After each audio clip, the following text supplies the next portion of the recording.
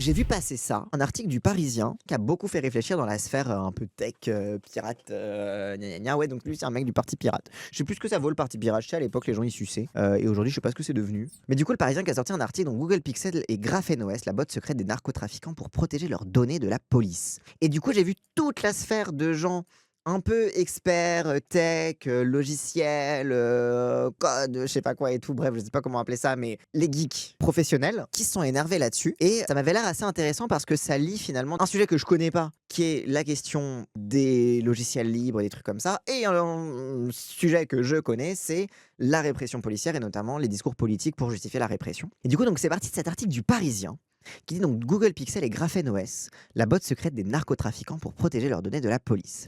Donc les analystes de la police judiciaire spécialisés dans la cybersécurité viennent d'alerter sur le nouvel outil des trafiquants pour dissimuler leurs échanges via leur téléphone portable, GraphenOS, un système d'exploitation qui fonctionne sur les Google Pixel et qui détruit leurs données en cas d'intrusion. Donc t'arrives sur un truc en mode oh là là, les trafiquants, les narcotrafiquants dissimulent leurs échanges sur un logiciel et tu en mode waouh, quand même, ça fait peur, etc. Ok, on va lire, c'est quoi la nouvelle botte secrète des narcotrafiquants? La nouvelle méthode des trafiquants pour échapper à l'abri de la justice, le téléphone Google Pixel et le système d'exploitation GraphenOS. C'est l'information confidentielle. Confidentielle. Du coup, pourquoi c'est sur le Parisien? C'est comme les fiches S. Les fiches S, c'est censé être confidentiel, c'est pour le renseignement, gna gna gna, c'est ultra secret, mais pourtant, genre, tout le monde sait qui est fiché S. Tiens, c'est marrant. Surtout les journalistes, tiens, c'est marrant. Donc, c'est l'information confidentielle qui a été transmise le 7 novembre par la police judiciaire à tous les autres services. L'Office anti-cybercriminalité évoque ce nouveau procédé, donc il y a un nouveau truc. Je sais qu'à l'époque, on avait ça beaucoup sur Telegram et sur Signal, en mode oui, Telegram, le truc crypté des pro-russes, Signal, l'outil crypté des narcotrafiquants, etc. Et puis résultat, après, quand Zuckerberg s'est mis à sucer Trump, mon père, il a envoyé un message à toute la famille, parce qu'avant, on avait une boucle de discussion sur WhatsApp. Il a dit oui, compte tenu des récentes affinités de Zuckerberg avec Trump, nous allons quitter WhatsApp et bouger la boucle familiale sur Signal.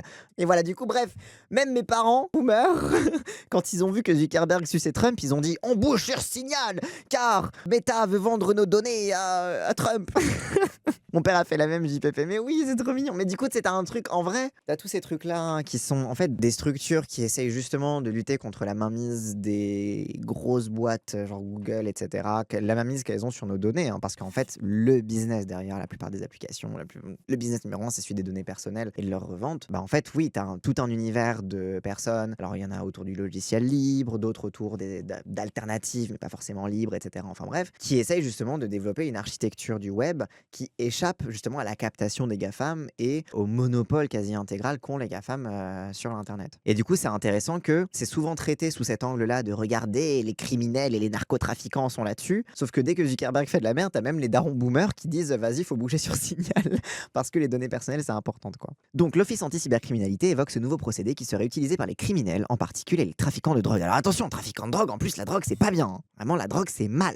Dans mes dossiers, aucun de ces engins n'a pu être ouvert par la police, tranche une avocate spécialisée. Il y a quelques mois, lors de la fouille du chef présumé du tentaculaire réseau francilien Omar, les enquêteurs de la brigade des stupéfiants ont mis la main sur un téléphone Google Pixel. À l'instant où les informations de la police ont tenté de l'exploiter, l'appareil s'est mystérieusement réinitialisé. Oh, tu veux dire que les trafiquants ont des moyens de se cacher de la police? Genre, tu sais, genre à l'époque, juste ils balançaient leur téléphone dans la Seine. Tu sais, genre dans toutes les séries policières, tu vois les gens qui ont plein de téléphones, qui le balancent dans la Seine, qui le mettent dans un broyeur, etc. T'es en mode oui, bah là, oui, ils ont un truc qui se réinitialise, quoi. Genre, pour moi, c'était un truc de base. Parce qu'en fait, t'as tellement ça dans les séries avec le hacker qui réinitialise les trucs et oh là là, quand il tombe sur le téléphone du trafiquant, non, tout a été réinitialisé, on s'est fait avoir et là ils sont dans un piège et une embuscade, etc. Genre, tu sais, pour moi, c'est un peu même un cliché de série policière, non, je sais pas. Mais c'est ça, c'était vraiment les enquêteurs en mode quelle est cette sorcellerie? Ce téléphone s'est réinitialisé, mais c'est étrange. Et on a le droit de faire ça, mais je ne savais pas. Mais bon. Donc le juge parisien en charge du dossier devra donc se passer du contenu du téléphone pour mener ses investigations contre Bilal. Ce trafiquant présumé de 27 ans est soupçonné d'avoir dirigé cette plateforme téléphonique de la drogue qui, entre 2023 et 2024 à Paris, a encaissé un chiffre d'affaires de 2 millions d'euros. C'est tout? Et aurait provoqué 3 décès par overdose lors des soirées chemsex. Oh putain. Là, on a vraiment tout le discours nul. Oh là là.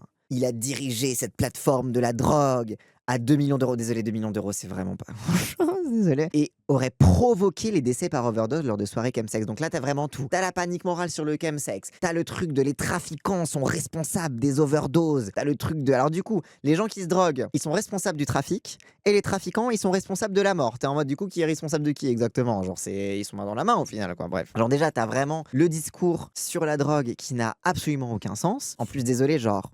Spoiler alerte, la question du chemsex est beaucoup plus complexe que juste des gens qui se droguent. Genre, hot take, hein, mais les gens qui vont dans des soirées chemsex, le moment de la soirée qu'ils recherchent le plus, c'est pas quand ils baisent et ils jouissent, c'est le moment où ils sont entre deux redescentes et qu'ils sont en train de discuter dans la cuisine. Et genre, la réalité, c'est que le chemsex, c'est surtout une réalité. C'est ça, c'est surtout une façon qu'ont les gays de chercher du lien social, qui est de plus en plus difficile par les applications, les trucs comme ça. Limite, la drogue est secondaire. Enfin, pas secondaire parce que non, mais la drogue est pas le drive numéro 1 du chemsex, c'est la solitude, c'est tout ça. Et bah, qu'est-ce que va faire l'État? Il va réprimer la drogue et il va rien faire sur l'isolement, etc.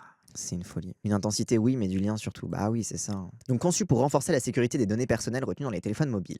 Les messageries cryptées comme WhatsApp ou Telegram et les téléphones dédiés ne représentent pourtant plus un défi pour les services d'enquête. Bah oui, c'est parce que c'est pas crypté du tout. C'est parce que ça sert à rien d'avoir une messagerie cryptée si dès que la police demande l'accès, les données sont accessibles, quoi. Genre, oui. Et c'est bien précisément parce que WhatsApp et Telegram ne sont plus sécurisés que les gens passent à autre chose, en fait. Ça dit encore crypté alors qu'on dit depuis 10 piges que c'est chiffré. Oui, en plus, oui. Alors, je sais pas la différence entre crypté et chiffré, mais je vois tous les pros de ça qui disent non, arrêtez de dire que c'est crypté, c'est chiffré, ça veut pas dire la même chose. Décrypter, c'est casser un code que tu n'as pas chiffré toi-même. Et déchiffrer, c'est obtenir le message d'origine en ayant le code. Donc, on peut pas dire crypté parce que ça sous-entendrait que tu n'as pas la clé de chiffrement. Ok, d'accord, j'ai compris. Il craque les téléphones et les ordinateurs en dépit du refus d'en donner les codes d'accès depuis des années. D'autres solutions techniques ont déjà été élaborées par le passé et exploitées par les criminels.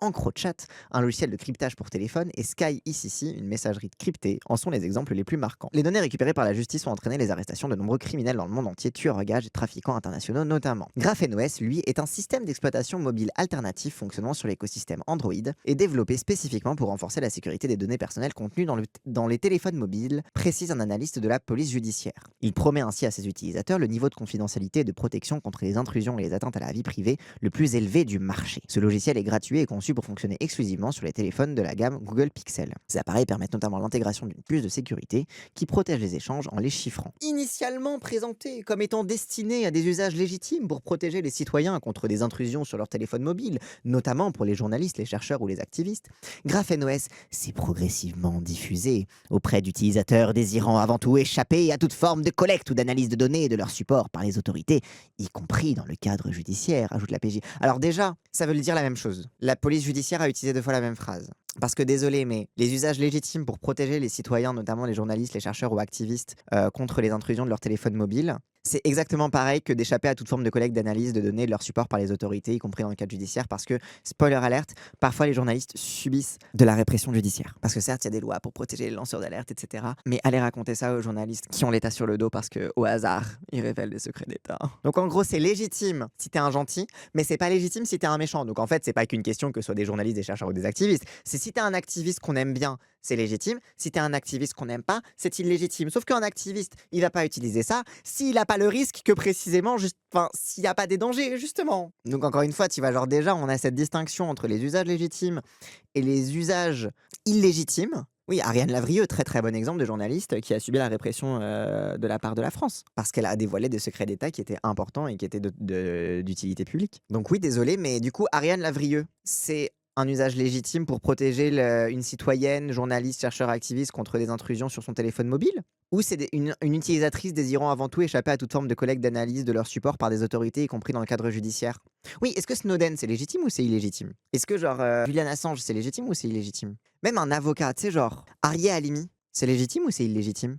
En fait, c'est ça, c'est le problème, c'est qu'à partir du moment où c'est l'État et la police qui déterminent qui est un ennemi, les usages légitimes et les usages illégitimes n'ont aucun sens. C'est simplement des utilisateurs, et t'en as que l'État il aime pas, et t'en as que l'État il s'en fiche. Sauf que, spoiler alerte, la plupart des utilisateurs qui utilisent GrapheneOS, généralement, c'est qu'ils ont des bonnes raisons de l'utiliser. Ou alors, simplement, ils l'utilisent point barre, et après, du coup, l'État les considère comme suspicieux, parce que, c'est en mode, tu as quelque chose à cacher? Pourquoi? Si tu n'avais rien à cacher, tu n'utiliserais pas GrapheneOS? Disponible légalement, comme sur des marchés parallèles. Particularité de GrapheneOS, on peut se le procurer autant sur le darknet que sur des sites grand public.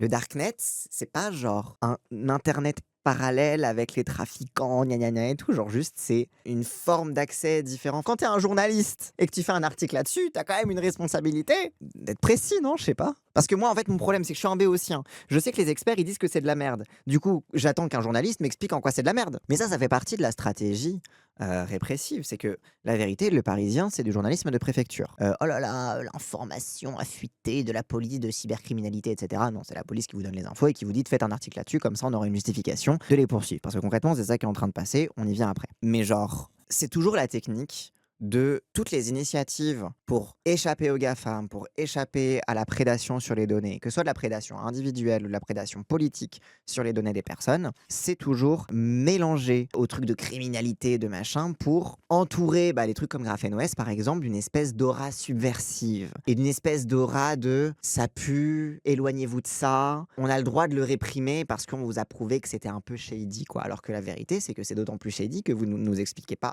honnêtement ce que c'est.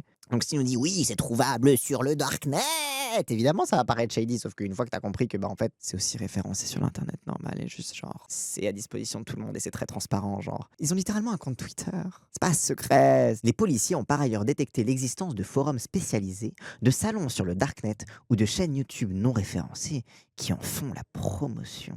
Ça veut dire quoi, en faire la promotion? Pour quels usages? Des salons, des chaînes YouTube non référencées. Vous savez que les gens qui vendent des formations sur internet, généralement dedans t'as des liens de vidéos YouTube non référencés. C'est pas, en fait le truc c'est que c'est pas non référencé, c'est genre c'est quoi les usages, etc. Genre c'est vraiment genre ils font tout dans l'article pour te donner une impression que c'est un truc shady, que le commun des mortels comme vous qui lisez cet article n'a rien à voir avec ces criminels étranges qui évoluent dans les marges de la société. Et surtout, ne vous intéressez surtout jamais aux alternatives à Google parce que c'est du darknet et le darknet c'est pas bien. Quand il est présent sur un téléphone mobile, ce système constitue un indicateur clair de sophistication technique et d'intention de dissimulation. Ah!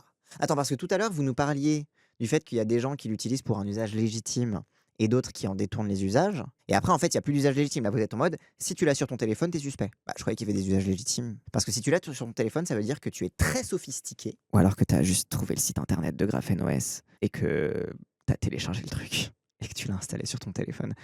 En fait, il faut savoir que ça existe, ça je suis d'accord. Mais c'est pas si sophistiqué que ça en vrai de vrai, genre. Mais surtout, c'est ça crée une présomption de culpabilité. Ça veut simplement dire que si tu l'as sur ton téléphone, on oublie ce qu'on a dit tout à l'heure sur les usages légitimes et illégitimes.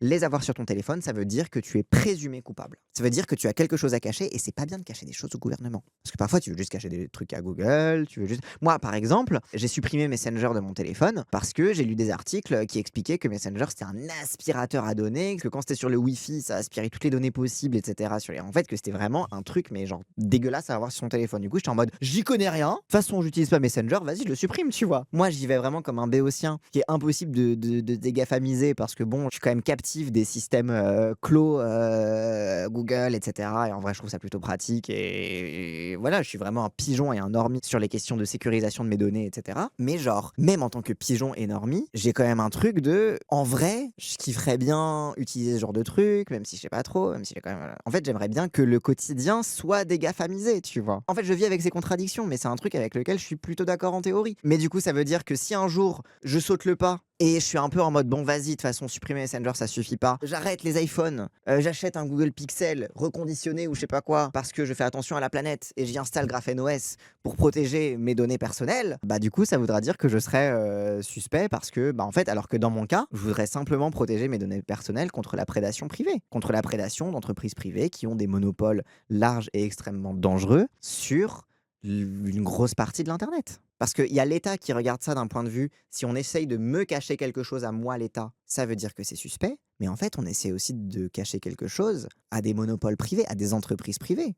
C'est de là que ça part aussi beaucoup de critiques envers les GAFAM. Le logiciel peut effacer toutes les données du téléphone en affichant une fausse page de Snapchat, par exemple, quand un cyberenquêteur tente d'entrer dans sa mémoire ou le décrypter. Nous ne vendons rien, nous n'avons ni clients ni usagers, précisent les représentants de GraphenOS. Contactés par le Parisien aujourd'hui en France, les gens peuvent télécharger notre système d'exploitation gratuitement sur leur téléphone Pixel et l'utiliser. Notre travail sur la sécurité et la confidentialité est très apprécié par les professionnels de la sécurité et est régulièrement recommandé et utilisé par les militants des droits de l'homme, les journalistes et les avocats. Oui, mais le problème, c'est que c'est un usage légitime, sauf si on a un truc contre eux, et dans ce cas, c'est un usage illégitime. légitime. C'est le problème, c'est que en fait, pour moi, j'adore parce que les paroles des policiers dans cet article montrent précisément pourquoi GraphenOS est légitime et utile.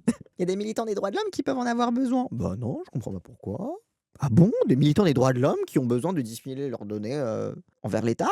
Les bandits et trafiquants utilisent aussi des couteaux. Cette structure, qui n'est pas une entreprise mais une fondation, souligne que sa solution est utilisée par des personnes ordinaires qui n'apprécient pas la manière dont les applications et les systèmes d'exploitation traitent leurs données. Elle ajoute que si des criminels utilisent des téléphones Google Pixel et GraphenOS, c'est bien parce que ces solutions fonctionnent bien, mais ça ne fait pas d'eux des complices, assure-t-il. Les bandits et trafiquants utilisent aussi des couteaux et des voitures rapides et de l'argent liquide, des choses qui sont largement utilisées par des citoyens honnêtes, notent ses représentants. Ce qui est très vrai, hein. C'est vraiment, en fait, tu ne peux pas interdire. Enfin, en fait, tu peux pas juste te baser sur le fait que, il y a des trafiquants qui utilisent ça aussi, donc il faut l'interdire. Mais ça, et après, la vérité, c'est la même logique. Je crois que c'est Darmanin qui avait dit ça, qui voulait interdire la monnaie physique parce que c'est utilisé pour les trafics. C'est débile, c'est absurde, mais c'est parce qu'en fait, la logique répressive ne vise jamais véritablement à la répression des trafics et des trucs comme ça. Ils ont besoin de trafic pour continuer de vendre une logique répressive. Ils ont besoin de ça justement pour mettre encore plus de contraintes sur les citoyens et les citoyennes, de plus de contraintes sur les militants et les militantes, sur l'opposition politique, etc., etc., quoi. C'est vous dire à quel point la lutte contre les trafics est en fait utilisée pour encore plus contraindre les comportements des personnes. Parce que désolé, mais la monnaie fiduciaire, ça peut être utile pour plein de trucs. Genre, par exemple, au hasard, prêter de la thune à ton gosse. Genre les étrennes du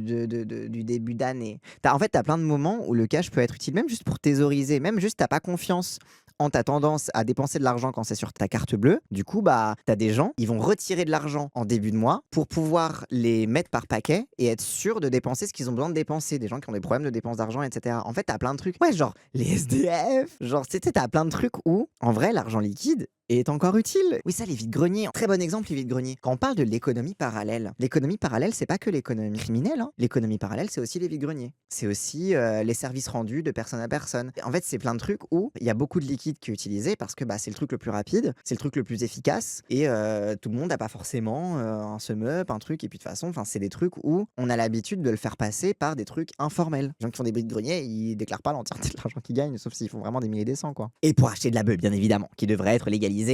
En fait, c'est ça. En fait, mon problème, c'est que j'ai pas envie de défendre l'utilisation de la monnaie fiduciaire en disant non, mais il y a aussi des gens qui sont pas dans les trafics qui l'utilisent parce que désolé, mais la logique de guerre à la drogue est une logique de merde et qu'il faut légaliser absolument, il faut légaliser le cannabis, il faut légaliser les drogues et qu'en fait, c'est en légalisant ça que tu vas permettre aux gens de se soigner, aux gens d'avoir une consommation beaucoup moins problématique et spoiler alerte que tu vas aussi assécher les trafics. Donc, bref, vous avez capté quoi. Et GraphenOS a ajouté qu'elle protège des pratiques informatiques et des intrusions par les services secrets des États totalitaires. Oui, mais nous, on est les services secrets de la France. Et la France, c'est pas totalitaire. Donc, vous nous embêtez. Donc, c'est un problème. Nous considérons la vie privée comme un droit humain et nous sommes préoccupés par des projets comme Chat Control, projet de loi européen qui vise notamment à détecter les contenus pédopornographiques qui transitent par les messageries, mais qui est très critiqué. C'est le projet contre les contenus. Ils sont contre la lutte contre la pédopornographie. Bah non, en fait, c'est parce que c'est ce qu'on dit depuis le début, c'est qu'en fait, sous prétexte de protéger les enfants, en fait, ce que vous allez faire, c'est avoir encore plus de contrôle sur les contenus qui transitent dans les différentes plateformes, et du coup, plus de contrôle sur les individus et sur les comportements individuels, et plus de suspicion et plus d'intériorisation du contrôle, et du coup, moins de dissensus. Désolé. En fait, c'est juste, là, il y a une lutte d'une société de contrôle qui veut se maintenir face à des citoyens, des individus, des organisations qui veulent justement échapper à la société de contrôle. Bref. Oui, mais ce n'est que en Chine, bien évidemment. Il n'y a que en Chine qu'il y a des problèmes de dérive. Donc, le problème comme Chat Control que le gouvernement français soutient. L'invasion de la vie privée accordée par une telle législation aurait des l'implication inquiétante sous un gouvernement à tendance autoritaire, défend-elle. Et même, simplement, l'invasion de la vie privée accordée par une telle législation n'aurait pas que des implications inquiétantes sous un gouvernement à tendance autoritaire, mais n'importe quel gouvernement. Parce qu'à partir du moment où tu as accès à ça, la tentation autoritaire te vient naturellement, en fait. Genre, à partir du moment où tu as une possibilité de contrôler les gens, moi, je fais pas confiance au pouvoir pour s'autoréguler pour pas le faire, en fait. Donc bref, tout est parti de cet article du Parisien, où du coup, j'ai vu tous les gens s'énerver dessus, et en vrai, à raison, parce qu'une fois que tu lis l'article, il y a vraiment tous les clichés de l'utilisation du prétexte de la lutte contre le narcotrafic, la lutte contre la pédopornographie, la protection des individus contre les trafiquants et puis les gens qui meurent dans les soirées chemsex, vous comprenez, etc. C'est vraiment le cliché de tout ça utilisé pour simplement mettre fin aux alternatives à Google et aux alternatives des monopoles privés du net qui sont un problème. Et en fait, du coup, t'as plein d'articles qui disent « Oh là là, les GAFAM, c'est un problème ». Et après, ils disent « Regardez, les narcotrafiquants esquivent les GAFAM, c'est pas bien, il faut interdire GraphenOS ». Et donc, du coup, GraphenOS a répondu sur Twitter. Donc, le journaliste leur a dit dit: «Je prépare un article sur l'utilisation de votre solution de téléphonie sécurisée pour données personnelles par des trafiquants de drogue et autres criminels. Avez-vous déjà été contacté par la police? Savez-vous que certains de vos clients pourraient être des criminels? Et comment votre entreprise gère-t-elle ce type de situation?» Déjà, le mec les a contactés en mode: «Oui, des trafiquants utilisent votre service. Est-ce que vous le savez? Est-ce que vous êtes complice?» Et du coup, ils sont en mode: «Wesh, oui, il y a des dealers de drogue qui utilisent WhatsApp.» Jusqu'à preuve du contraire, WhatsApp, c'est Zuckerberg, hein. Et pourtant, faut pas, les gens veulent pas interdire WhatsApp. Genre, tu sais, genre, t'as des trucs de. Oui, alors déjà, bonjour. Et ensuite, genre, désolé, mais genre, c'est pas parce que des trafiquants de drogue utilisent Google qu'il faut interdire Google. C'est parce que Google nous vole nos données personnelles et a une position de monopole qui la rend toute puissante sur l'orientation des contenus sur Internet et sur la neutralité du. Moi, c'était beaucoup sur les questions de neutralité du web que j'avais découvert ces trucs-là en mode, bah oui, si t'as un monopole qui décide dans quel ordre il te donne les résultats d'une recherche Google, bah ça pose un problème sur simplement l'éditorialisation sur le web. Comment Google décide de quelle réponse doit être donnée en premier quand tu poses une question. Pourquoi c'est contre GrapheneOS? Parce que tu peux d'autant plus créer une panique morale, etc. GrapheneOS qui répond donc: aucun détail supplémentaire n'a été fourni concernant la nature des allégations, leurs auteurs ou les fondements de ces allégations. Donc ils leur ont juste dit: il y a une rumeur, je sais pas si elle est vraie, mais il y a des dealers de drogue qui utilisent ton truc. Et ils sont en mode: on nous a pas dit qui, on nous a pas dit quoi, on nous a pas dit d'où viennent ces rumeurs, on nous a juste dit il y a ça, qu'est-ce que vous répondez? Nous n'avons pu apporter qu'une réponse très générale. Bah oui, à partir du moment où t'as pas de détails, tu peux donner qu'une réponse générale. T'es en mode: je sais pas de quoi tu parles, frérot. Notre réponse a été fortement tronquée et les références aux organisations de défense des droits humains, aux grandes entreprises technologiques et aux autres utilisateurs de GrapheneOS ont été supprimées. Notre réponse en anglais a été traduite par leurs soins, donc mal. We have no clients or customers est devenu: nous n'avons ni clients ni usagers, etc. Vu que la question c'était: savez-vous que certains de vos clients pourraient être des criminels? Ils sont en mode: mais on n'a pas des clients. Genre, on ne vend pas un service. Genre, c'est un service gratuit. Genre, pas des clients, c'est tout le monde peut l'utiliser, c'est bon. Genre, il n'y a pas de contrat justement client. Bref. GrapheneOS, c'est un projet de protection de la vie privée open source et gratuit. Vous pouvez l'obtenir sur notre site web et non auprès de vendeurs douteux sur le dark web. Nous n'avons pas de budget marketing et nous ne faisons certainement pas sa promotion via des chaînes YouTube non répertoriées ou autres pratiques douteuses, contrairement à ce qui est affirmé. GrapheneOS ne possède aucune fonctionnalité similaire à celle décrite ressemblant à Snapchat. Il s'agit plutôt de versions dérivées de GrapheneOS créées par des entreprises douteuses qui enfreignent notre marque déposée. Mais en fait, parce que c'est ça, tu vois, vu que c'est un logiciel libre, n'importe qui peut copier le truc et le copier à sa sauce pour faire sa propre version d'un logiciel qui s'autodétruit, tu vois. Donc ils sont en mode: on n'a pas ça dans notre truc, mais peut-être que des gens ont copié notre bail sans notre accord pour faire ça. Et genre du coup, désolé, c'est des gens qui ont codé des bails, quoi, c'est pas nous. Ces produits pourraient même ne pas être réellement basés sur GrapheneOS, à l'instar de Anom, qui a utilisé des composants de ce système pour le faire passer pour tel. Donc il dit: on a même des gens qui ont utilisé des composants de notre système pour le faire passer pour notre système alors que c'est un truc différent. Donc ils sont vraiment en mode genre, en fait c'est open source, n'importe qui peut faire sa tambouille avec ça. C'est le principe. La France est un pays de plus en plus autoritaire, au bord d'une aggravation dramatique. Et c'est là aussi que ça vient, tu vois. C'est que du coup, GrapheneOS sont en mode: on n'est pas dupe de pourquoi on nous a posé des questions sur les trafiquants de drogue. On sait que la France est sur une pente autoritaire et que c'est précisément pour ça que les gens ils commencent à s'intéresser à des initiatives comme la nôtre, parce que même si c'est pas ultra massif, même si on n'a pas de marketing, etc., déjà le fait qu'on existe, ça les fait flipper, parce que peut-être qu'il y a des militants des soulèvements de la terre qui pourraient utiliser GrapheneOS et du coup qui pourraient échapper à la surveillance de la police. Du coup, ça les fait chier parce qu'ils veulent surtout mettre fin à tous les mouvements militants radicaux, quoi. C'est un gigasophisme aussi, il faut condamner car la dérive peut exister. La définition initiale avant Victo de la post-vérité. Le journaliste fait littéralement de la manipulation crasse de la vérité par sa manière de le présenter. Bien sûr. Son enquête de police, c'est on verra dans son tel, c'est juste la police le problème. Oui, aussi, c'est que ton enquête elle est mal branlée. Si tu te dis non, mais dans son tel il y aura tout, c'est que t'as mal. Bref. Donc la France est un pays de plus en plus autoritaire au bord d'une aggravation dramatique. Ses partisans sont déjà très fervents du contrôle des conversations en ligne de l'Union européenne. Leurs forces de l'ordre aux tendances fascistes. Ah, ça dit les termes! Oh là là, tu m'étonnes que ce soit des ennemis de l'État et disent que la police est fasciste. Oui, GrapheneOS avec nous. Ils sont clairement en avance sur leur temps, propageant des allégations mensongères et scandaleuses concernant des projets de protection de la vie privée en ligne. Rien de tout cela n'est fondé. IODOS et EOS sont basés en France. Ils rendent les appareils beaucoup plus vulnérables tout en induisant les utilisateurs en erreur sur la protection de la vie privée et de la sécurité.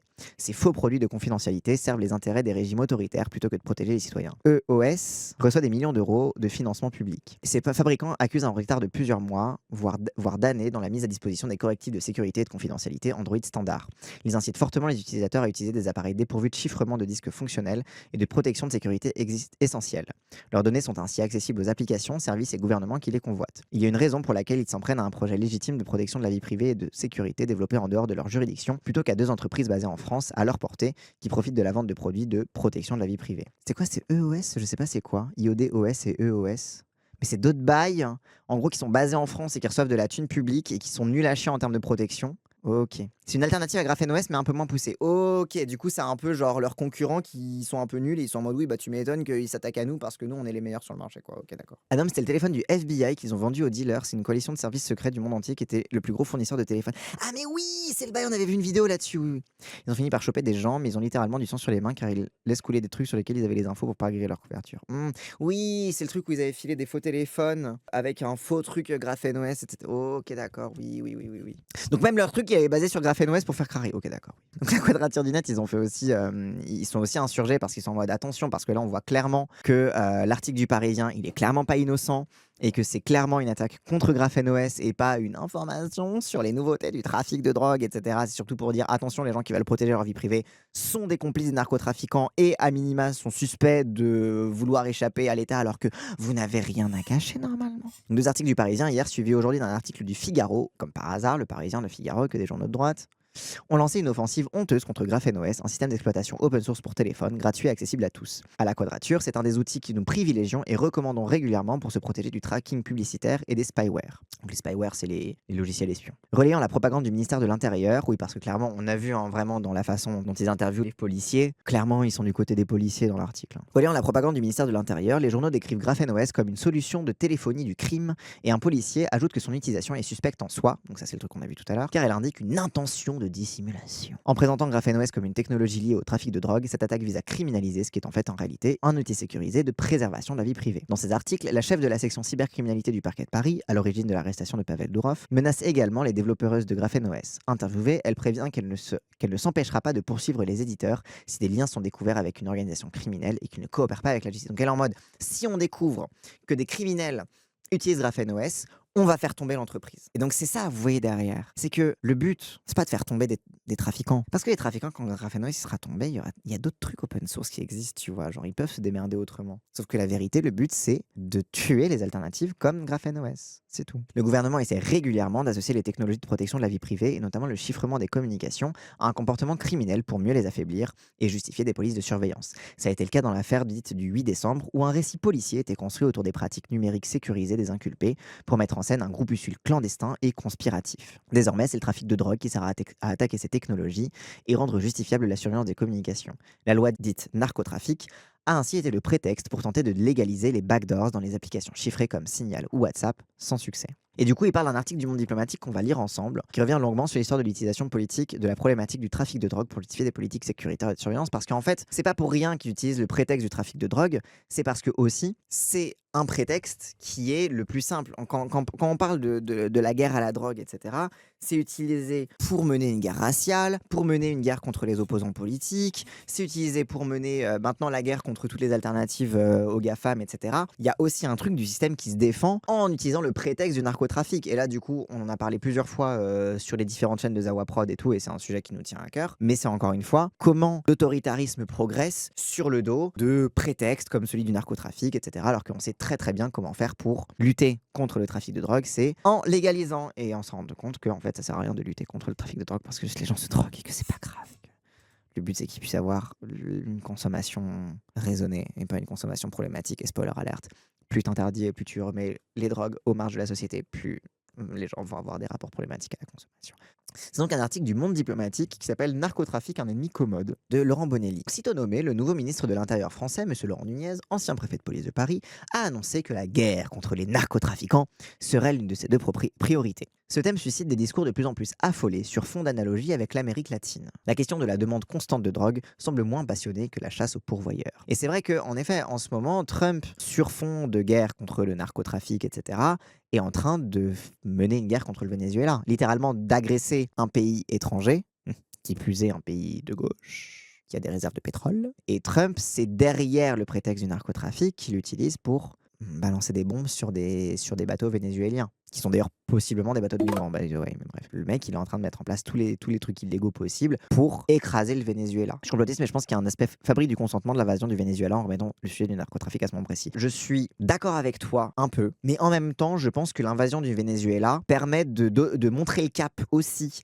à nos autoritaires à nous, en disant regardez le prétexte de la drogue, ça marche encore. Pour moi, c'est une circulation dans les deux sens. C'est à la fois, ça fabrique notre consentement sur ce qui se passe au Venezuela, mais la vérité, les Européens, ils s'en battent un peu les couilles du Venezuela. mais ça permet aussi à nos dirigeants de se dire: «Ah, ça marche pour eux, du coup, on peut légitimer chez nous nos propres, politiques autoritaires». Non seulement le crime est normal, mais il est facile de prouver qu'il a bien des utilités. À l'heure où le narcotrafic semble être devenu l'un des principaux fléaux de la société française, cette formule de Karl Marx, tirée d'un texte rédigé au début des années 1860, mérite qu'on s'y attarde. Donc Marx, il dit: «Non seulement le crime est normal, mais il est facile de prouver qu'il a bien des utilités». C'est intéressant ça. Prenant le contre-pied de la criminologie de l'époque, portée à percevoir la délinquance comme une pathologie, sociale ou mentale, l'auteur suggère en effet qu'elle serait consubstantielle à la vie collective. Marx y dit: vie collective égale criminalité. Quand tu vis dans une société, forcément tu vas en violer les règles, c'est le principe. N'en déplaise à certaines personnes qui fantasment l'idée d'une société parfaitement ordonnée, comme un village où on se respecte mutuellement, où il n'y a pas de criminalité, etc., y compris parfois à gauche, hein, les rouges bruns on les connaît, bah Marx il dit non, mais en fait,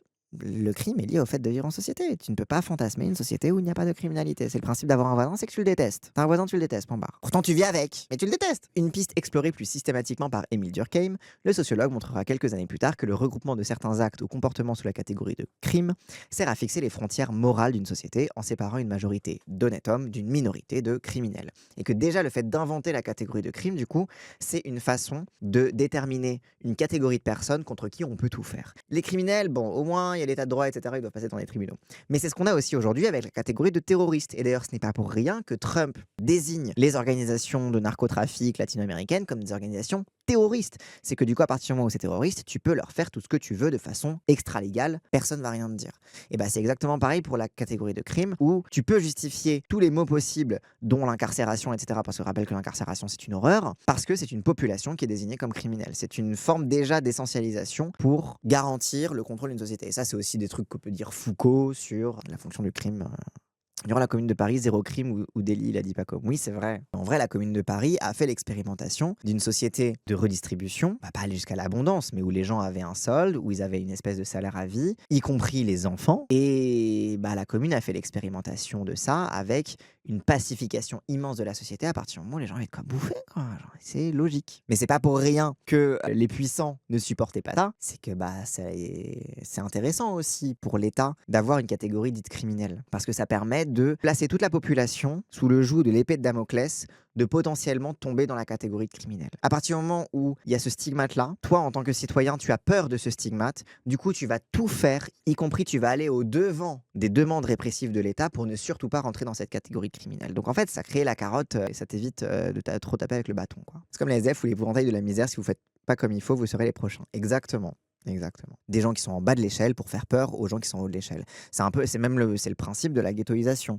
C'est ce que disait le sociologue Éric Morin. Il a écrit un bouquin qui s'appelle Le ghetto français. Alors Éric Morin, il n'a pas que dit des trucs intelligents, mais c'était un des premiers bouquins en sociologie que j'ai lu, ça s'appelait Le ghetto français. Et en gros, il expliquait que pour aller à l'encontre des discours sur la ghettoisation, que les pauvres se mettent dans des ghettos entre eux et font sécession de la société, notamment les Arabes, les Noirs, les gens dans les cités, etc. Il expliquait qu'en fait non, la ghettoisation se fait par le haut. En fait, c'est la classe légèrement au-dessus, par peur de ressembler à celle d'en dessous et d'avoir le stigmate qui correspond à la catégorie d'en dessous, va tout faire pour s'en distinguer. Et en fait, c'est plus par la distinction des classes supérieures que se crée la ghettoisation. Et donc, il donnait l'exemple de la mobilité des classes moyennes vis-à-vis des nouvelles, au moment où les cités d'habitat collectif ont été bâties en périphérie de Paris. Tu as beaucoup de personnes, notamment issues des classes moyennes, et des classes de la petite bourgeoisie intellectuelle, etc., qui ont déménagé dans ces cités. Parce qu'en fait, bah, le centre de Paris, il y avait plein d'endroits où bah, juste t'avais pas les chiottes étaient sur le palier, le centre de Paris n'était pas encore tout à fait rénové comme c'est aujourd'hui, et du coup bah, ils ont bougé parce que le centre de Paris c'était un lieu aussi de misère et de pauvreté, et du coup ces classes sont parties du coup à la périphérie pour échapper justement aux espaces de pauvreté. Et du coup à partir du moment où les bidonvilles ont été progressivement vidés et où les catégories des habitants des bidonvilles, donc les catégories racisées, ouvrières, pauvres, ont commencé à accéder aux cités d'habitat collectif, bah, les premières classes qui s'étaient déplacées pour aller habiter dans les cités d'habitat collectif ont commencé, elles, à se sentir rattrapées par le stigmate de la pauvreté, parce que les pauvres commençaient à habiter au même endroit qu'eux, et du coup se mettre à redéménager au centre de Paris, une fois le centre de Paris un petit peu retravaillé, parce qu'entre-temps il y avait des grands travaux dans le centre de Paris, etc., l'assainissement du Marais, tous les trucs comme ça, mais parce qu'en fait la ghettoisation se fait par le haut, par la fuite des classes supérieures qui veulent échapper au stigmate. Donc l'intérêt de maintenir des classes, de bloquer l'ascenseur social, de ne pas avoir de politique de redistribution, de maintenir un fond de misère dans une société, c'est pour garantir des classes moyennes qui, sans cesse soucieuses d'échapper aux stigmates de la pauvreté, vont agir comme les pires flics du système capitaliste. Et c'est comme ça qu'ils finissent par voter à l'extrême droite au final, parce que c'est un peu la même logique qu'on retrouve dans le vote RN, où c'est des gens qui se retrouvent une nouvelle fois rattrapés par la précarité, alors qu'ils pensaient que leur fantasme de vie pavillonnaire allait leur permettre d'échapper définitivement aux stigmates de la pauvreté. Bah non, ils voient un arabe, ils se disent ça y est, c'est foutu, il faut à tout prix protéger le système racial et le système capitaliste en votant pour Marine Le Pen. Mais Marx a une intuition supplémentaire lorsqu'il s'interroge sur les bénéfices secondaires de cette criminalité, c'est-à-dire sur l'ensemble des activités, le droit, la littérature, la presse, la science, la technique, et des professions, policiers, avocats, assureurs, serruriers, etc., qui prospèrent grâce à son existence. Et c'est là que moi ça m'énerve. Les marxistes orthodoxes qui disent oui, Foucault c'est un postmoderne, Foucault n'est pas marxiste. Quelle est la différence entre ce que dit Marx et ce que dit Foucault? Genre littéralement, Foucault ne fait que citer Marx. Quand il dit que cette criminalité a des conséquences secondaires, a des bénéfices secondaires sur les policiers, les avocats, etc., c'est exactement la même chose quand Foucault dit que un juge, que la justice ne sert qu'à valider ce que fait la police. C'est exactement le même principe. Donc la liste qu'il dresse n'est pas exhaustive et on pourrait y inclure aujourd'hui la plupart des élites politiques et médiatiques depuis qu'elles ont fait de la sécurité un de leurs thèmes de prédilection. Amorcé aux États-Unis au début des années 70 sous l'étiquette loi et ordre, law and order, ce mouvement se déploie une trentaine d'années plus tard de l'Europe à l'Amérique latine. Il enclenche une surenchère de lois et de proclamations fustigeant l'angélisme ou le laxisme et appelant à un durcissement répressif, y compris au sein des partis traditionnellement plus favorables à la prévention et à la défense des libertés. En autonomisant la sécurité par rapport à la question sociale, dans laquelle elle était jadis encastrée, c'est-à-dire qu'avant, la sécurité était liée à la question sociale. La sécurité est une question de sûreté. Tu n'es pas en sécurité si tu n'as pas d'argent. La sécurité est une question sociale. Et du coup, ce qu'ils ont fait, c'est détacher la question de la sécurité de la question des conditions sociales. Donc de dire que la sécurité est autonome des conditions sociales. Donc c'est pas en rendant les gens moins pauvres qu'on va avoir plus de sécurité. On va avoir plus de sécurité, point barre. Malgré les gens qui restent pauvres. Ils vont rester pauvres, parce qu'ils aillent se faire foutre. Donc en autonomisant la sécurité par rapport à la question sociale dans laquelle elle était jadis encastrée, cette dynamique a profondément reconfiguré les cadres d'analyse et les logiques de fonctionnement de la justice, de la police, mais aussi de l'école ou des services sociaux. En conséquence, les prisons se sont remplies au-delà de leur capacité d'accueil, 85 000 personnes détenues en France au 1er juillet 2025 pour 62 509 places, sans qu'on observe un quelconque effet sur la baisse de la criminalité, ni que cet échec produise une inflexion des discours publics. Plus en plus de gens en prison, ça change rien à la criminalité et les discours publics disent toujours la même chose, toujours la surenchère. Mais là n'est peut-être pas l'enjeu.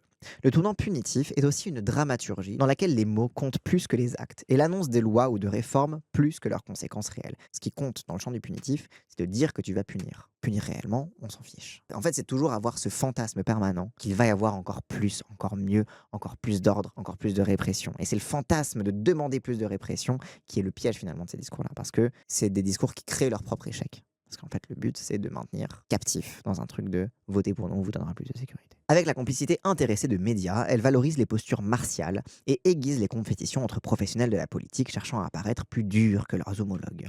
Elle oblige également, c'est le propre des dramaturgies, à renouveler régulièrement les menaces à l'ordre social ou national. Donc c'est-à-dire qu'il faut toujours avoir un nouveau personnage. C'est-à-dire que tu peux pas non plus dire tout le temps qu'il y a le même problème, parce que s'il y a le même problème, on va commencer à t'accuser de ne pas être assez efficace pour lutter contre ce même problème. Du coup, il y a les bandes. Après les bandes, la violence des mineurs, la radicalisation, il semble que ce soit désormais le tour du narcotrafic. Oui, ça, tu changes régulièrement de bouc émissaire, parce que sinon, ça se voit un petit peu trop que t'arrives pas, quoi. Donc, submersion, c'est l'image qui s'impose pour décrire le phénomène auquel la France est confrontée, s'inquiète un récent rapport d'enquête sénatoriale. Plus aucun territoire, plus aucune catégorie sociale ne sont épargnés. Le trafic s'infiltre partout, avec pour corollaire une violence exacerbée. Les scènes de guerre vécues par certains habitants contribuent à ce qu'il est possible d'appeler un narcoterrorisme, car elles installent un climat de peur et d'insécurité constant pour l'ensemble des habitants. Donc ça, c'est un rapport sénatorial qui dit du coup le truc narcoterrorisme, etc., le climat de peur. Là, attention, j'ai peur, ça s'infiltre partout. Ça construit l'ennemi, l'idée d'un ennemi de l'intérieur qui est infiltré et qui devient quasiment insaisissable tellement il est partout. Et il est d'autant plus partout qu'il est insaisissable. Et donc c'est un truc précisément de, il est insaisissable.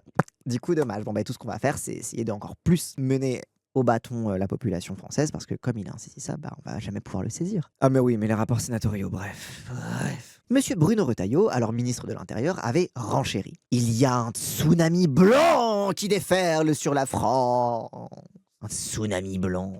Il va y avoir une vague de coke qui va s'abattre sur Quelques mois plus tôt, il assénait déjà les narco-racailles sont partout. Ça veut dire les sales arabes. Il va falloir les combattre avec une détermination implacable. Le choix que nous avons fait aujourd'hui est celui d'une mobilisation générale ou alors la mexicanisation du pays.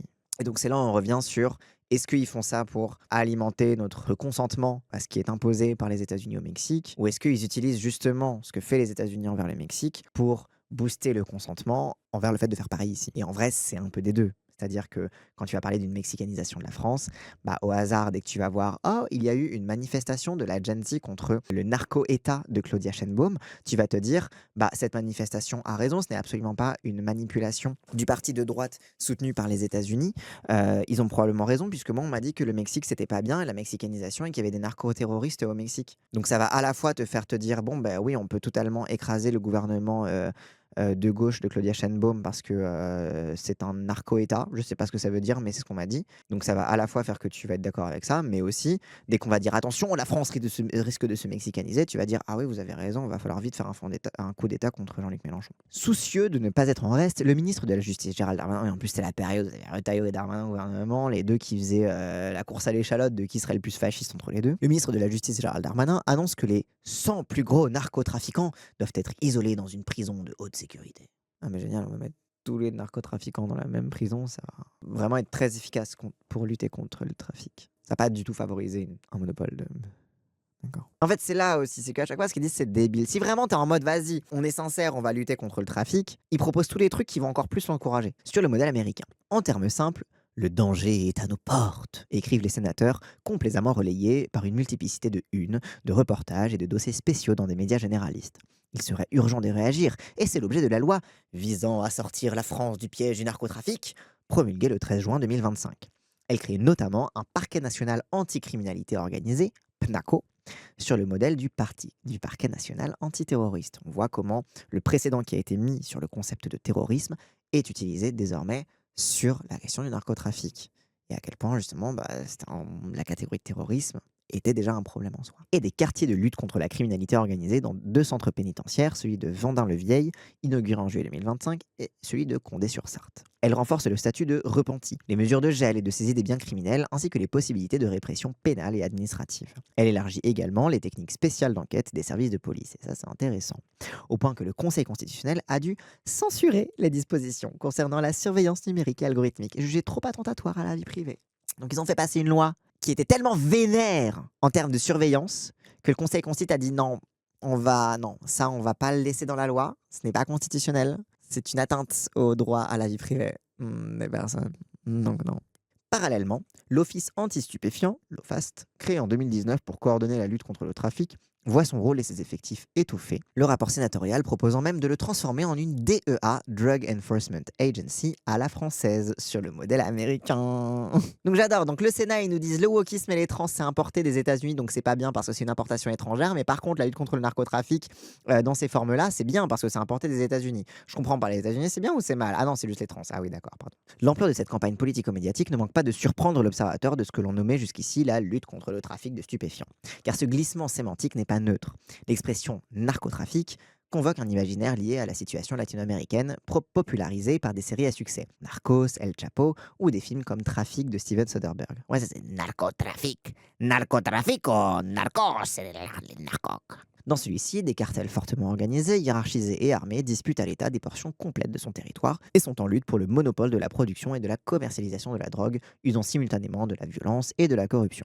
La comparaison est caricaturale. Le taux d'homicide est 20 fois moins important en France qu'au Mexique ou en Colombie, 1,3 pour 100 000 habitants en 2023 contre 24,9 dans les deux pays. Et en baisse constante, puisqu'il a été divisé par 2 depuis 1990. Les règlements de compte entre malfaiteurs ne représentent que 9% des 900 victimes enregistrées annuellement. Donc même les règlements de compte, c'est que de chi, quoi. Mais en fait, c'est la même logique que les OQTF. En fait, tu prends un truc qui est ultra minoritaire, qui est présenté comme un immense problème et comme tout le monde est là, alors qu'en réalité, c'est qu'une ultra minorité de gens qui sont sous OQTF qui sont véritablement dangereux. Et la vérité, quand ils sont dangereux, ils sont surtout dangereux pour eux-mêmes plus que pour les autres. Mais bon, Si on en a quelque chose à foutre des gens, ça se saurait. La rhétorique alarmiste des pouvoirs publics constitue peut-être une manière maladroite d'attirer l'attention sur la place qu'occupent désormais les stupéfiants dans notre société. Selon l'Observatoire français des drogues et des tendances addictives, OFDT, la proportion de personnes de 18 à 75 ans ayant expérimenté le cannabis dans leur vie est passée de 12,7% en 1992 à 50,4% en 2023. Donc ça, c'est la proportion des gens qui ont déjà essayé une fois dans leur vie.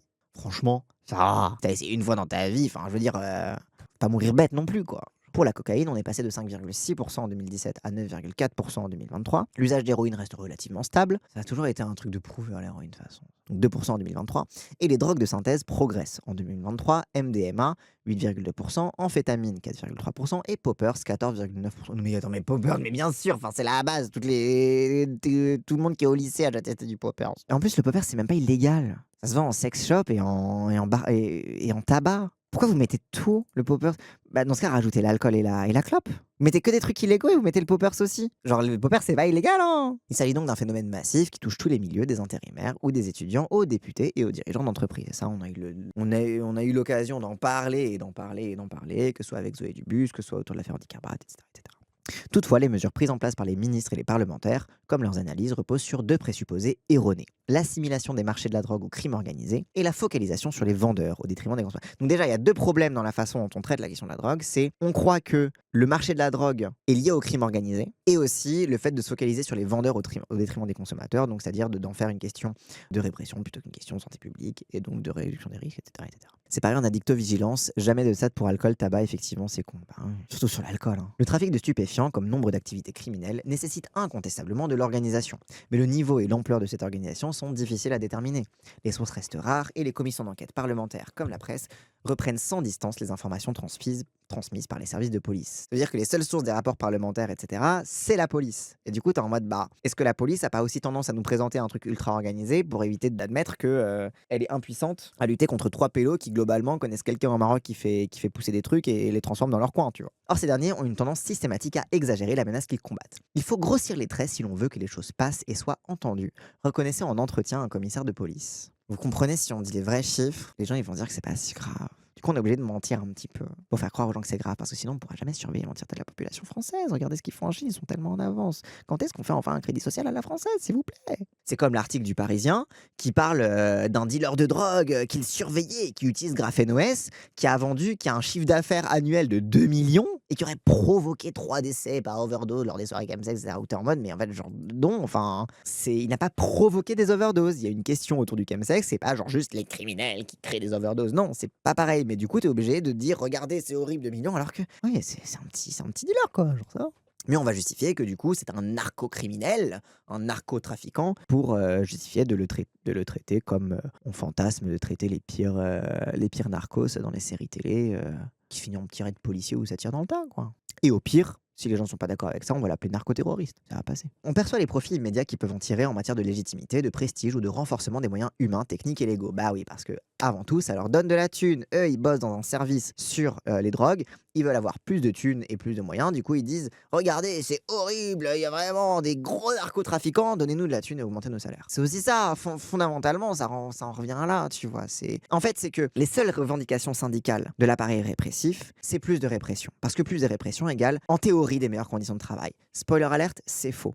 Mais parce que comme il y a eu un entrisme de l'extrême droite, déjà, que la police déjà de base c'est un PB, mais en plus de ça il y a un entrisme immense de l'extrême droite à l'intérieur des rangs de la police, et en plus de ça la police est considérée comme vassale de l'État. Évidemment la police peut pas juste dire augmentez nos salaires s'il vous plaît, ils disent augmentez nos salaires car on a des gros criminels à poursuivre, gros criminels. Et du coup après les ministres ils peuvent dire on a des gros criminels, il faut absolument surveiller tous nos citoyens, et du coup faire passer encore plus la dérive autoritaire de l'État. C'est ce principe là que pour les policiers leur revendication syndicale c'est de taper encore plus sur les Français, parce que c'est une confusion, il y a un lien d'âme automatique entre réprimer les Français et avoir une bonne vie en tant que police. Ceci est particulièrement vrai pour les institutions les plus récentes et les moins assurées administrativement. Bah oui, ils ont créé des nouvelles administrations, mais t'es pas sûr qu'elles vont continuer d'exister. Du coup, les gens ils sont en mode je vais protéger mon taf. Du coup, on va créer une demande artificielle. Le cas de la note de l'OFAST intitulée État de la menace liée au trafic de stupéfiants et paru en juillet 2025 est instructif. Elle présente l'organisation du marché français avec moins de 100 grands importateurs, 5000 semi-grossistes et 200 000 personnes impliquées dans des réseaux locaux et points de deal. Elle détaille ensuite les revenus quotidiens, coursiers et serveurs de 20 à 30 euros, ravitailleurs, coupeurs, guetteurs, rabatteurs de 50 à 100 et vendeurs et banquiers de 50 à 250. Quoique estampillé diffusion restreinte, elle a filtré dans Valeurs Actuelles. Ah bah tiens, encore une note interne et confidentielle qui a filtré dans la presse de droite. C'est intéressant ça. Exactement comme l'article du Parisien qui s'est retrouvé avec une info confidentielle sur la cybersécurité qui dit que Graphene OS c'est dangereux. Ouais, c'est marrant la passoire que c'est les services de police quoi. C'est fou, c'est vraiment genre il y a tout qui fuite quoi. Genre les fiches S, les notes internes, c'est dingue, c'est dingue, c'est dingue. A filtré dans Valeurs Actuelles et Le Monde du 5 août 2025 a jugé bon d'y consacrer ça une. Bah oui, il y a Valeurs Actuelles qui a posté ça, du coup Le Monde a dit oh, on doit être les premiers sur l'info, vite, faut faire une là-dessus parce que Valeurs Actuelles ils nous ont devancé sur l'information, le scoop. Drogue, des réseaux de plus en plus menaçants. Donc c'est le titre de la une du Monde. Ainsi qu'une double page infographiée à l'appui. Une fuite bien opportune. Quelques jours plus tôt, le siège de l'OFAST avait été perquisitionné par l'IGPN, l'Inspection Générale de la Police Nationale, à la suite du fiasco d'une opération de livraison contrôlée.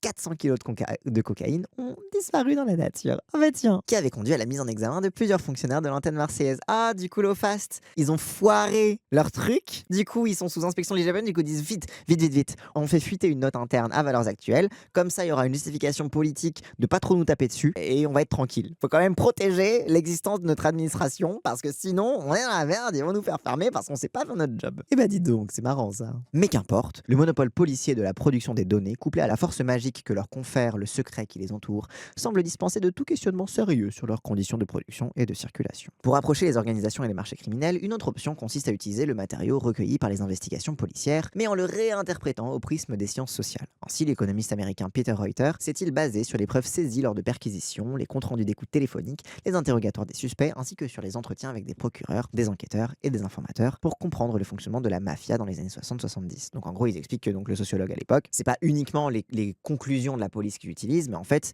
ils demandent aussi à la police leurs preuves, donc les interrogatoires, les discussions, etc., pour faire leurs recherches. Et du coup, en fait, que même les chercheurs, quand ils ne dépendent que des sources policières, bah, ne peuvent que répéter ce que disent les sources policières, parce que c'est aussi des interrogatoires qui sont orientés, etc., etc. Donc même les chercheurs ont été dépendants des billets policiers. À l'époque, la mafia est considérée donc comme la clé de voûte du crime organisé. Dans son rapport de 1967, la President's Commission on Law Enforcement and the Administration of Justice, la commission présidentielle sur l'application de la loi et l'administration de la justice, l'a décrit comme une société qui implique des milliers de criminels travaillant avec des structures aussi complexes que celles que n'importe quelle grande entreprise, soumise à des lois plus rigoureuses que celles des gouvernements légitimes.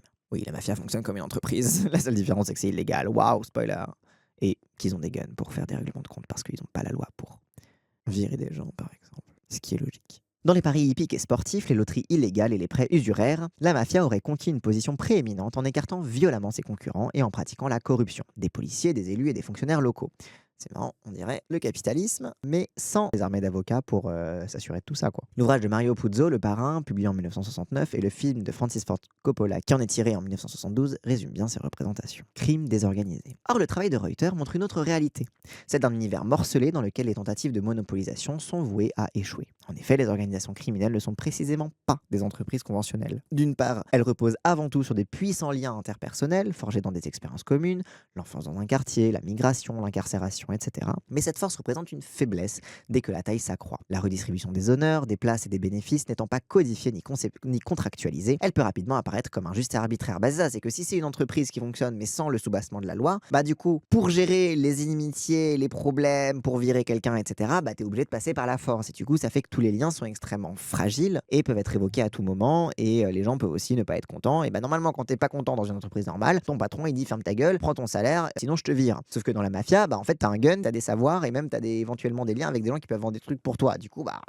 ça fait que les liens, voilà, sont un peu moins apaisé. Mais du coup, ça fait que l'idée de que c'est plus difficile de créer un monopole sur la drogue et qu'en fait, c'est que des trucs qui se morcellent tout le temps parce que ça fait que se scissionner, quoi. La loyauté au groupe s'affaiblit également à mesure que l'on s'éloigne du noyau central. Bah oui, plus t'es proche du parrain, plus tu es loyal, plus t'es loin, plus tu t'en bats les couilles, t'es juste un porte-flingue et tu sais très bien que les gens ils s'en foutent de toi. Ces deux facteurs se combinent pour produire une tendance permanente au factionnalisme, c'est-à-dire l'éclatement en entités concurrentes qui s'accompagne parfois de poussées de violence autophage. Donc autophage, c'est qui se bouffe soi-même. D'autre part, la croissance d'un groupe criminel attiré attire inévitablement l'attention de la police et de la justice. Les enquêtes et les arrestations éventuelles le déstabilisent immanquablement. Et c'est ce qu'on a vu aussi, on en avait parlé avec Antoine Léaumont dans le Gros Cerveau sur la drogue. Vous savez, il y a le truc des opérations place nette. Les opérations place nette, c'est en gros la police qui dit oui, tel jour, on va aller sur telle place à Strasbourg et on va faire place nette des narcotrafiquants. Et du coup, parfois ils l'annonçaient à la veille, ou alors parfois ils le faisaient rien. Ils se ramenaient sur un lieu de deal, ils pètent le lieu de deal, ils arrêtent des gens, ils saisissent quasiment rien, parce que sur le lieu de deal, t'as que ce qui correspond à la vente, mais en fait, t'as pas les stocks. Enfin, c'est logique, quoi. Donc ils récupèrent quasiment rien. En plus, généralement, quand ils viennent tôt le matin, du coup, ils saisissent quasiment rien parce que les gens, ils n'ont pas encore eu le temps de vendre. Donc t'as les opérations place nette qui, du coup, désorganisent les points de deal parce que, du coup, les gens désertent le point de deal, les gens sont arrêtés, etc. Et en fait, ce que créent les opérations place nette, c'est de la guerre de territoire. Parce que, du coup, une fois qu'il y a eu l'opération de place nette sur la place, je sais pas quoi, à Strasbourg, du coup, t'as toutes les bandes rivales qui se disent ah, ce lieu est ouvert à tous les vents et aux quatre vents, du coup, c'est le retour de la guerre. C'était tenu par la bande A, nous, la bande C, on va faire la guerre pour récupérer le point de deal. Et du coup, les opérations place nette, pour faire de la communication répressive, tout ce que ça crée, c'est encore plus de morts, encore plus de guerre de territoire, encore plus de violence et une plus grande désorganisation et donc un renouvellement supplémentaire des trafics. Parce que spoiler alert, la désorganisation, c'est pas forcément la fin des trafics. Sur la nécessité du ministère de l'Intérieur de magnifier les risques et l'importance du trafic, ça me rappelle ce que dit Carl Hart, notamment dans Drug Use for Grown-Ups, l'usage de drogue pour les adultes. Il explique comment la DEA, donc le truc à l'américaine là, s'est construite et a imposé ce modèle à l'échelle mondiale sur ce besoin absolu de justifier son utilité, quitte à mentir pour préserver son budget. Ouais, du coup, ça devient en fait une mafia qui s'auto-nourrit en mentant sur ses chiffres. Donc ce truc-là du DEA de mentir sur ses chiffres pour absolument continuer de justifier son utilité, en fait, c'est vraiment le blueprint, en fait, c'est aux États-Unis, quoi. Les enquêtes et les arrestations éventuelles les déstabilisent immanquablement, elles exacerbent les compétitions et les querelles internes pour les positions de pouvoir qui, là encore, poussent à la division en factions. L'analyse de Reuters trouve une résonance dans les travaux portant sur les cartels globaux de la drogue, notamment mexicains et colombiens. Le chercheur Osvaldo Zavala a montré notamment, dans un contexte de redéfinition de la doctrine de sécurité nationale des États-Unis, le narcorécit s'était progressivement imposé comme une rationalité gouvernementale, unifiant des réalités hétérogènes. Lire Brève généalogie du narcotrafic. C'est ainsi que l'on peut comprendre la valse des chefs, El Chapo, El Mayo, El Mencho, etc. Et le renouvellement permanent de la principale organisation, le cartel de Sinaloa, puis Jalisco Nouvelle Génération ou Santa Rosa de Lima. Comme l'explique Gilberto Rodríguez Orejuela, un trafiquant colombien, le cartel de Cali n'existe tout simplement pas. C'est une invention de la DEA. Il y a plusieurs groupes, pas un seul cartel. La police le sait, la DEA aussi, mais ils préfèrent inventer un ennemi monolithique. Ça, c'est marrant, ça fait penser aux théories du complot sur les populations minorisées. Un représentant du cartel de Medellín abonde dans le même sens. Les cartels n'existent pas. Ce qui existe est un ensemble de trafiquants de drogue. Parfois ils travaillent ensemble, parfois non. Les procureurs américains les appellent cartels pour faciliter leurs affaires. Donc en fait, quand on vous dit les cartels de narcotrafiquants, etc., quand Trump parle de ces cartels comme des organisations terroristes, etc., c'est fake, il n'y a pas de cartel. C'est pas un truc comme ça, une entreprise, etc. Non, c'est des gens, c'est des bandes, parfois ils sont rivaux, parfois ils se mettent ensemble, parfois ils se séparent, parfois machin, etc. Et c'est que des trucs qui font que sans cesse se reconfigurer. Oui, parce que c'est illégal, évidemment, si t'as un truc pyramidal qui bouge jamais, évidemment, ça va pas durer très longtemps, quoi. Bref. Ces procureurs en retirent effectivement une plus grande notoriété, mais peuvent également accréditer la croyance selon laquelle un coup définitif a été porté au marché des stupéfiants, alors qu'il s'apparente plutôt à un puissant fond ou à un tonneau des Danaïdes, pour reprendre des expressions souvent utilisées par les policiers. Donc à chaque fois, ils disent « Regardez, on a fait cette saisie, on a tapé un grand coup dans le narcotrafic », alors qu'en réalité, ils ont juste foutu un coup d'épée dans l'eau, ils ont récupéré à peine 2-3 trucs, quoi. Si la mafia italo-américaine ou les cartels latino-américains constituent des artefacts, que dire de la situation en Europe? Là aussi, il existe d'autres explications que les analyses policières. En interrogeant près de 400 criminels de la ville de Gênes, les sociologues italiens Alessandro Dal Lago et Emilio Quadrelli dessinent un monde illégal, instable et fragmenté de petits entrepreneurs d'origine diverses, qui opèrent en fonction des publics auxquels ils ont accès. Communautés migrantes, étudiants, cadres supérieurs, etc. Des produits qu'ils vendent et des réputations qu'ils ont pu se construire. Il en va de même en France, où les réseaux d'importation et de distribution associent des milieux, des catégories ou des groupes d'individus qui constituent plus des cliques ou des grappes qu'un milieu homogène. Ce que confirme en entretien un policier. Ce sont des PME de la drogue. On en fait tomber une, le lendemain, il y en a une autre. Après, c'est le principe d'un cartel d'être un ensemble de groupes d'entreprises qui parfois sont en concurrence et parfois ont les mêmes intérêts. Ouais, mais l'idée du cartel, c'est qu'en gros, oui, t'as ce groupe-là, mais l'idée de dire c'est le cartel de machin, ça sous-entend qu'en fait, c'est presque une fédération. Qu'en fait, cette fédération de petits groupes, elle s'est solidifiée dans une structure stable. Alors qu'en réalité, ça se reconfigure tout le temps, donc en fait, t'as pas de cartel stable. Ce constat est d'ailleurs implicitement partagé par la Convention des Nations Unies contre la criminalité transnationale organisée de 2000. Des années 2000, il y a une Convention des Nations Unies contre la criminalité transnationale organisée, selon laquelle, citation, « Groupe criminel organisé désigne un groupe structuré de 3 personnes ou plus.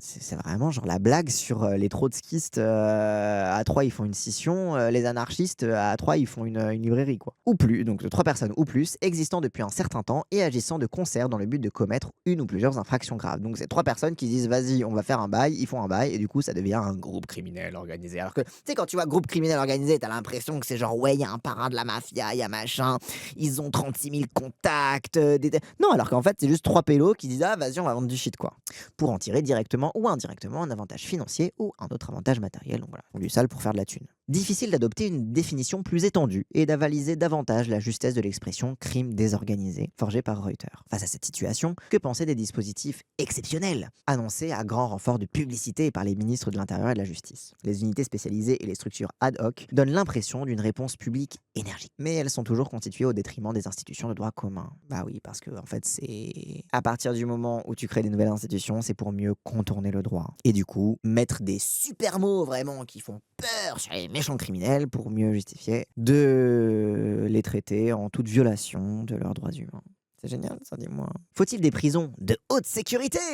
Sachant que ça existe déjà, les prisons de haute sécurité, by the way. À l'heure où les directeurs de l'administration pénitentiaire multiplient les lettres ouvertes pour décrire un système au bord de la rupture en raison de la surincarcération, faut-il un parquet spécialisé quand les autres croulent sous les affaires que les durcissements pénaux successifs les contraignent à poursuivre? Parce qu'en fait, à force d'augmenter les peines et d'augmenter les catégories de criminalité et de délit, bah du coup, bah ça crée une surcharge du système judiciaire et du coup, bah c'est pas en mettant plus dur encore que ça va résoudre un truc au fait que bah en fait vous avez créé tellement de catégories, vous avez demandé tellement d'être vénère que bah on n'a même pas le temps de juger tout le monde en fait. Faut-il renforcer l'OFAST lorsque la réforme de la police judiciaire affaiblit ses capacités d'enquête et provoque une crise d'évocation de la filière investigation? Bah oui, parce que du coup, on détruit l'investigation. Et du coup, bah, tout ce qu'ils ont, c'est de se dire, vas-y, il faut qu'on pétale le téléphone d'un dealer. Et ah, bah non, c'est sous GrapheneOS. Du coup, on va dire ça aux Parisiens. Comme ça, le Parisien va créer une panique morale autour de GrapheneOS. Parce que nous, on n'a tellement pas de possibilité de faire une enquête complète qu'on est obligé de se reposer sur le fait que si on pète à son téléphone, on peut avoir toutes les preuves contre lui. La boucle est bouclée. Ces mesures, comme le narcorécit qui les accompagne, laissent curieusement de côté la consommation des stupéfiants. Son ampleur implique pourtant de reconnaître que pour nombre d'usagers, la drogue constitue quelque chose d'agréable, de récréatif, et qu'elle offre un additif à leur existence. Dire cela n'implique pas de cautionner le recours aux stupéfiants, mais le nier ou l'ignorer sont profondément hypocrites. Bah oui, les gens ils se drogueraient pas si c'était pas agréable en fait. L'alcool et le tabac relèvent de la même logique, et ce ne sont pas les politiques répressives qui ont pu réduire leur place dans la vie quotidienne. Il suffit de penser à l'échec complet de la prohibition imposée aux États-Unis entre 1920 et 1933. Au contraire, ce sont des mesures de santé publique, mêlant campagne de prévention et de sensibilisation, aide sociale et médicale pour les personnes en situation d'addiction et régulation plus stricte sur la publicité, sur les espaces publics, etc., qui ont permis de freiner la consommation ou de la rendre plus raisonnée. Et encore, ça reste quand même notre problème numéro 1 en France, c'est l'alcoolisme quand même. Genre, tu compares à la coke. Bon, en France, la plupart des buveurs hebdomadaires est ainsi passée de 62,6% en 2000 à 39% en 2021, et celle des adultes consommant de l'alcool tous les jours de 23,9% en 1992 à 8%. Quant au tabac, les fumeurs quotidiens sont passés sur la même période de 30% à 25,3%. Après, sur le tabac, il y a aussi, c'est pas une politique de répression, mais il y a aussi une politique de réduction de la part du tabac dans l'espace public. Et en fait, il y a une prohibition par les prix aussi au niveau du tabac.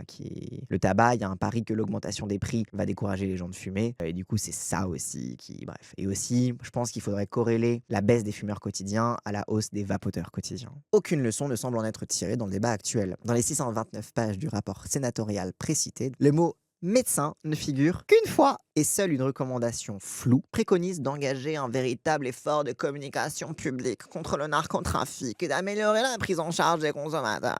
Une phrase pour dire ouais, au fait, by the way, faut en parler aux gens et faut faire de la prévention. Mais du coup, sinon la police. Voilà, donc même tous les trucs de lutte contre le narcotrafic, c'est juste une façon d'individualiser les questions de consommation, et notamment les questions d'addiction, parce que rappelle que l'addiction est minoritaire dans la consommation, déjà d'une, je vous renvoie aux Awatol qu'on a fait avec Zoé Dubus, donc déjà l'addiction est minoritaire dans la consommation, et du coup, donc déjà, c'est en mode on s'en bat les couilles des addicts, mais en plus de ça, on s'en bat encore plus les couilles des consommateurs. Et même, on s'en bat les couilles de mettre encore plus les consommateurs en danger, parce que, on les aura livrés à une absence d'information, une absence de un rationnement des doses, quoi. Genre typiquement le truc classique de quand on te file un truc, prends d'abord la moitié, qui est censé être genre une évidence. Je pense qu'il y a toute une génération pour qui c'est moins une évidence. Quand on te file un tasse, tu prends la moitié. C'est le genre de truc de prévention de base que tu apprends quand tu sors en soirée et que tu as des gens un peu bien intentionnés qui t'expliquent attention, prends la moitié d'abord. Et tu as un truc à diffuser encore comme pratique, des pratiques qui se diffusent parmi les consommateurs, mais qui, sous le couvert de la répression, font que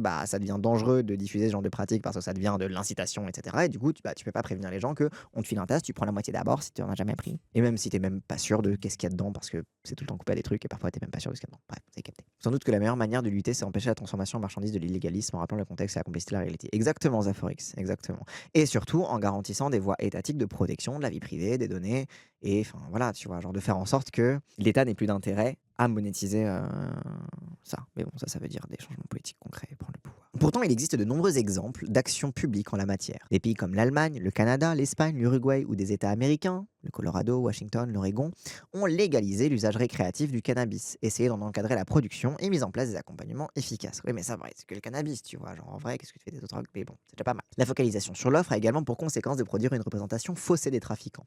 Celle-ci est en effet construite à partir de ceux qui sont les plus exposés au regard policier, c'est-à-dire les jeunes hommes de milieux populaires, souvent racisés. Bref, guerre à la drogue, guerre raciale, parce que du coup, la police va plus se concentrer sur les jeunes arabes de quartiers populaires que sur les autres types de trafiquants qui, du coup, sont beaucoup plus tranquilles.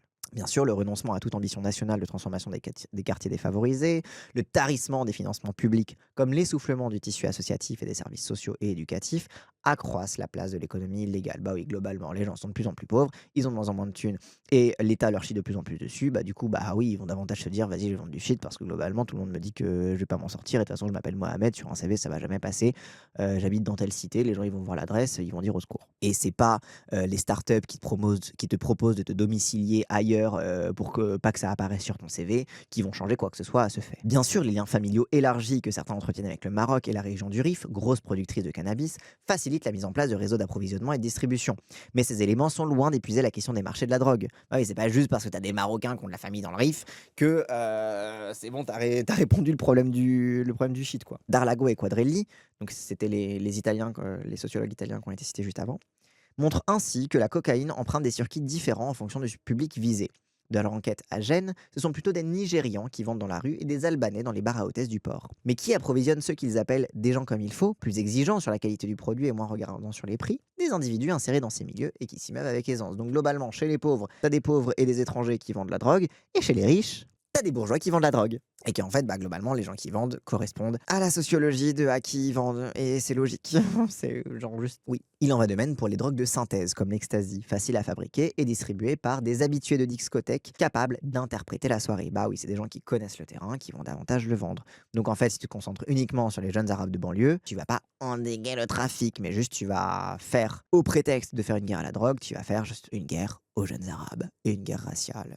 Point barre. Et tu vas du coup utiliser le prétexte du narcotrafic pour réprimer encore plus les populations problématiques que sont les jeunes racisés qui sont en mal de débouché social et qui sont du coup une population potentiellement généralement plus remuante et potentiellement plus révolutionnaire. Les clubs nocturnes, les soirées étudiantes ou mondaines et les échanges numériques restent bien moins exposés à la répression que la revente de rue, qui fournit par conséquent le gros des délinquants identifiés par la police et la justice. Et donc c'est comme ça que le regard de la justice est complètement déformé et du coup racialisé aussi volontairement, on va dire. Ainsi se forgent des stéréotypes en apparence incontestables sur les figures des dealers.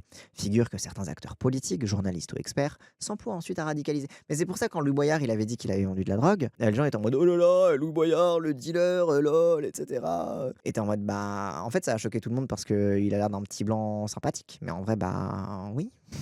C'est pas genre lui qui fait craquer la street, c'est que il correspond aussi à un certain profil de dealer. Figure que certains acteurs politiques, journalistes ou experts sont pas ensuite à radicaliser en transformant des dynamiques contingentes, donc ça veut dire des dynamiques qui correspondent au contexte, comme la formation de groupes affinitaires dans un quartier ou dans l'expérience migratoire, en propriétés culturelles, ça veut dire racistes, qui les attribuent sans distinction à des communautés supposées inintégrables. On revient sur la question du racisme et comment le narcotrafic est utilisé pour essentialiser des catégories entières de la population et donc désigner qui est inclus et qui est exclu de la vie de la société. Sous bien des aspects, les représentations dominantes du narcotrafic, ou plus prosaïquement du trafic de drogue, constituent ce que le sociologue Pierre Bourdieu appelle une illusion bien fondée, c'est-à-dire une fiction trompeuse mais solide car elle est produite et reproduite par l'État et bénéficie de moyens constants pour exister et subsister. Les bénéfices secondaires qu'elle fournit sont évidents, mais ils apparaissent bien étriqués, égoïstes et inefficaces face à l'enjeu que représentent les drogues dans notre société. Bref, quel rapport avec GrapheneOS? Que ce qu'on a vu là récemment d'offensive médiatique et policière contre un outil de protection des données personnelles comme GrapheneOS, c'est un exemple typique et renouvelé de la façon dont, d'une, le prétexte du narcotrafic est utilisé pour réprimer des populations, certaines populations, et pour justifier la répression et la surveillance des populations, et de deux, comment on observe de plus en plus ce prétexte-là pour assumer une répression des opposants politiques et des journalistes. Parce que la vérité, le truc là du journaliste qui dit dans l'article des usages légitimes et des usages problématiques pour après dire de toute façon si t'as GrapheneOS sur ton téléphone, t'es présumé comme coupable, c'est une façon de déplacer, d'utiliser justement ce truc du narcotrafic pour déplacer y compris aux personnes qui tentent de lutter contre l'emprise monopolistique des GAFAM dans notre vie et donc pour les désigner par essence comme suspect. Suspect de quoi? De vouloir simplement échapper au techno-féodalisme des GAFAM. Donc d'être un peu révolutionnaire en soi, parce que la révolution de base, c'était de se débarrasser des seigneurs féodaux. Donc voilà. Hop, et avant de partir, n'hésitez pas, si cette vidéo vous a plu, à liker, commenter, partager comme d'habitude, ça aide à faire tourner l'algorithme. Et si vous voulez me soutenir financièrement, n'hésitez pas à cliquer sur le lien Stream Elements qu'il y a dans la description de cette vidéo. Allez, cette fois je vous laisse.